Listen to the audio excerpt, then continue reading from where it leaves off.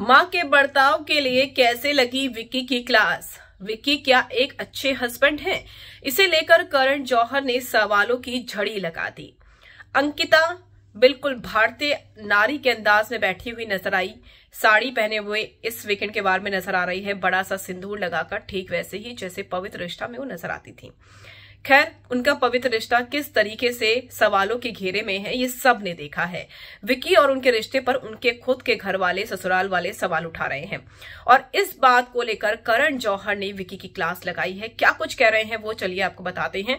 अगर आपने सब्सक्राइब नहीं किया है तो जल्दी से कर लीजिए ताकि सारी की सारी लेटेस्ट खबरें आप तक पहुंचे जल्द से जल्द। बिग बॉस ने सास को और अंकिता को थेरेपी रूम में बुलाया। बस वहीं से सारी की सारी फसाद की जड़ शुरू हो गई। अंकिता लोखंडे को ये कहा गया कि तुम्हारे ससुर जी ने तुम्हारी मम्मी को कॉल किया और कहा क्या आप भी अपने पति को जूते चप्पल फेंक कर मारती थी जब झगड़े होते थे? अंकिता मारती है।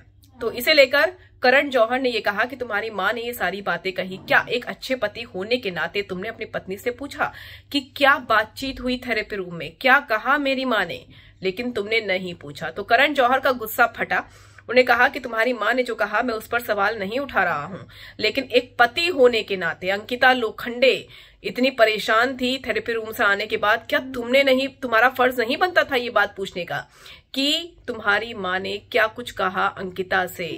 और ये सब चीजें जो दिख रही थी ये लोगों को बिल्कुल पसंद नहीं आई है, क्योंकि उनकी मां ने जिस तरीके से बातें कही है वो सचमुच बहुत ही गलत थी, बहुत ही बेकार बातें थी। और जिस तरीके से उनके फादर जो इस दुनिया में नहीं है उन्हें लेकर सवाल पूछा गया, ये बहुत ही वाहियात था।